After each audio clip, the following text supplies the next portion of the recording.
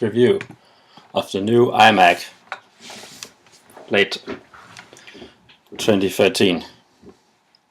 First off, I want to say that the display itself, even though it's big and it's gorgeous, it is still just as reflective as the last model was from 2012.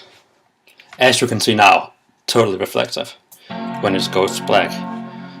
Now the starting up sequence, I'm just rebooting it now, is when you're thinking about I bought flash storage only.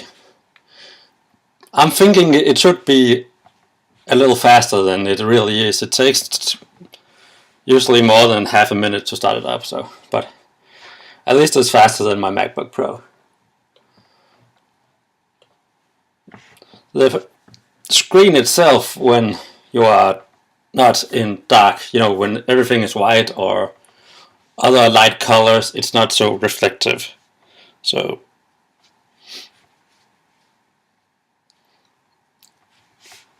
at least it's better than the really old models. Now, the performance in gaming, you might ask. I bought the expanded graphic card. I upgraded to the 780 GeForce GTX graphic card, and well, it's very, very good for gaming in games that are made for Apple, like Diablo and Guild Wars 2. You can have everything on Max and it will not show that your Mac is lagging at all. But if you install Crysis 3 on your iMac in Boot Camp and take everything on Max, it will lag and you will not be able to play it because it is lagging with a frame rate on around 20 frames per second. And it has started up now, so that's at least something. And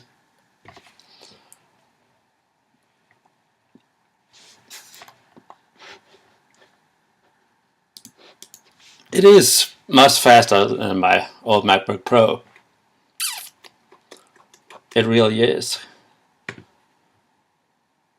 You want to open up a lot of creative programs, we can see how fast it might be, Though I do imagine that if you buy the new Retina MacBook Pro, it will probably open all those programs up just as fast.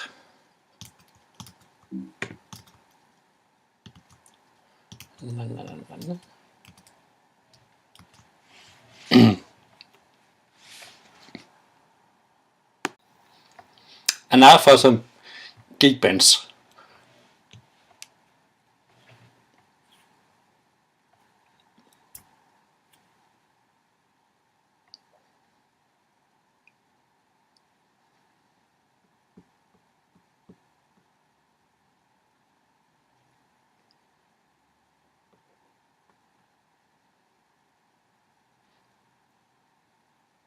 And as all machines, it takes some time for it to run all the benchmarks,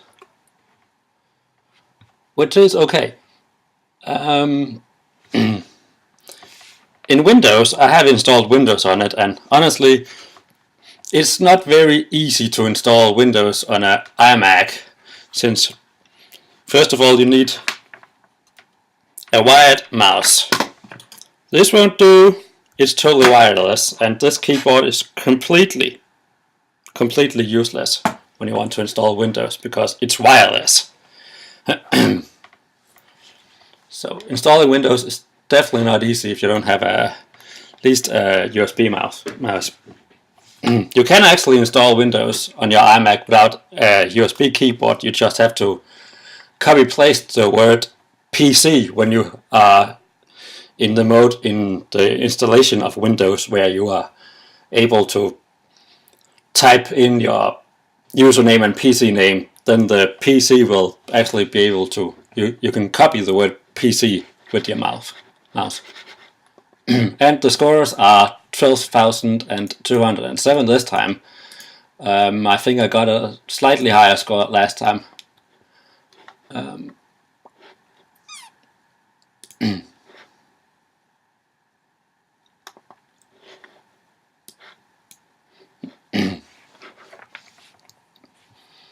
And if you want to be able to look at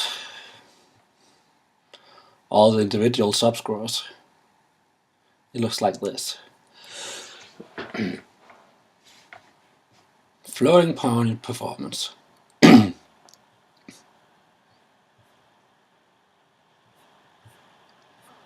Now back to Windows. Actually, the subscore in Windows, where you can see your PC scores, is mostly good, but when it comes to the hard drive, I only get a score of 5 point something. I don't really remember, but I expected more since it's a flash drive. So I don't know what's up with that.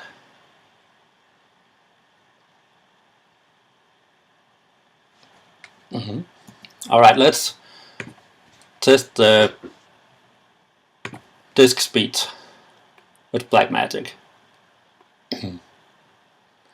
And the disk writes around 700 megabytes per second, and it reads at 720 megabytes per second.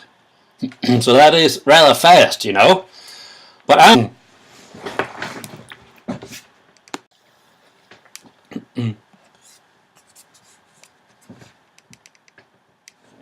honestly, you should buy the Fusion drive if you want a computer where you have a lot of disk space. I don't, and I didn't do that. I just got the flash storage because I thought it would be very fast, you know. And I'm kind of disappointed that it's not faster than it really is when using it. So I should have gotten the Fusion drive. I'm actually kind of irritated over myself that I didn't get that, because then I would have a lot of more space. You know, 1 gigabyte of normal hard drive space would be awesome at this point. So that's my own bad. The price, well, the price is rather hefty, as it has always been, and now with the new Retina MacBook Pros, which have dropped in price, and the 15-inch Retina MacBook Pro, the high end of those, actually does have a 2 gigabyte and a totally new 2 gigabyte NVIDIA GeForce and a new model compared to the old ones, which makes it much better than it makes it better at gaming than the old model. Though I don't have one, so I haven't tested it yet, and I don't know how good it really is at gaming.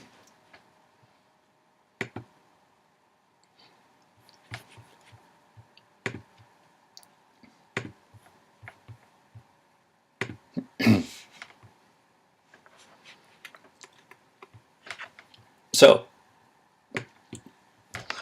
when you're running a game, let's say you're playing Crysis 3 and you want to run it in native resolution on this graphic card, and you're thinking, I should do that.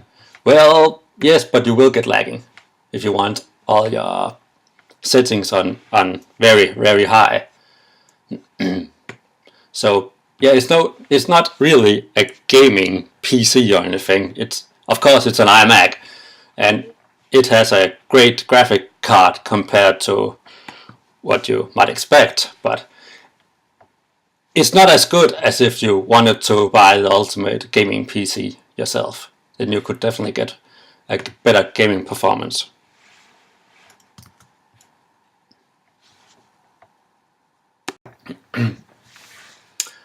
Now the iMac itself is exactly on the outside as the previous model, with the same ports, the same places, and the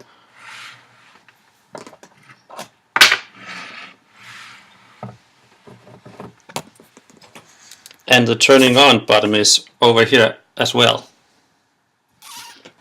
And it is, of course, thin when you're looking at it from the right angles, and then it gets in the middle a little bit more thicker. But of course, you do need somewhere to stuck in all the hardware.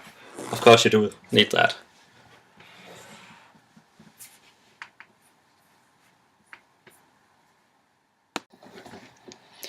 So, is it worth buying the new iMac? Well, if you have the previous model from 2012, I would recommend that you do not buy this iMac. You should hold off at least for a few years and get something that's much better. If you don't have an iMac or have a very old iMac, I can recommend you to buy this one. It's not bad. It's actually very good. I like it. It's my first iMac ever, and the display is big and it's gorgeous, but it's also reflective a little bit still. And you know, they say it should be 75% less glare on the screen and less reflective, and if that is so, it is exactly the same from the last model, of course, last year. So the models before that should either have sucked a lot in reflectiveness, or they are just lying a little bit. I can't see my shadows of my hand. I can't really see my head on this background right now, so yeah, so it's still reflective, but not so much that it irritates me too much.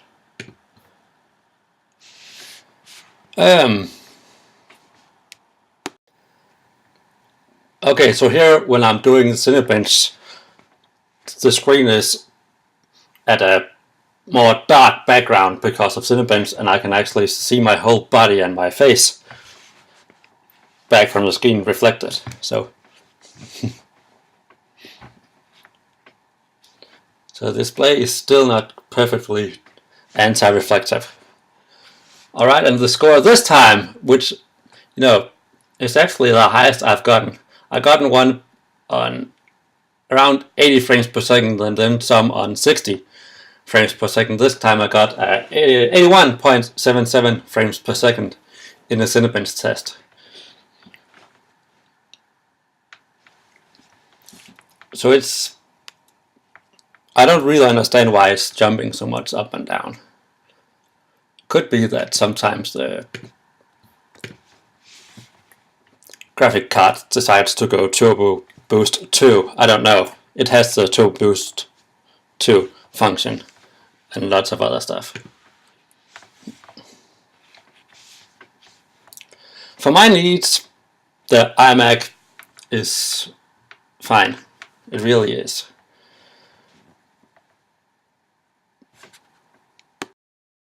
Now I want to test how the speakers perform.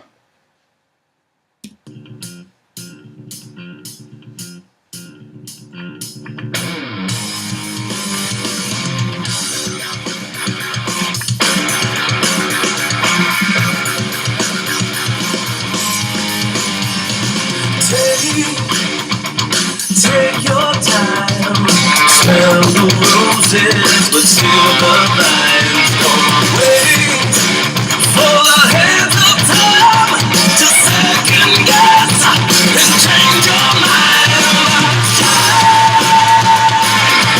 It's a moment to shine.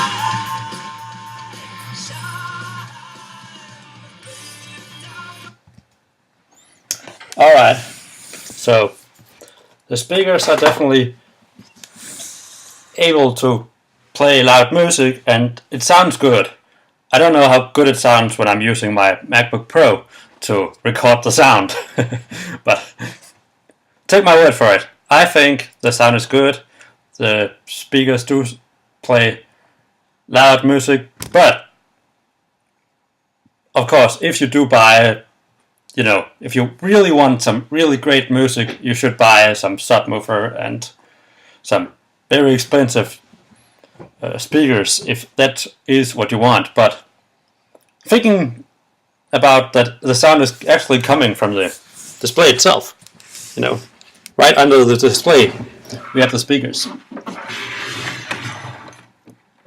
and it is a very, you know, compact built iMac. You know, everything is inside the iMac: the hardware, the speakers, and you know, there's also a display, and that's all. That is all it is, and there's also Bluetooth for, you know, your wireless keyboard and stuff. You don't need to plug that in or anything else like you need to in a PC most of the time when you're connecting your wireless mouse and keyboard, which you bought from some random store.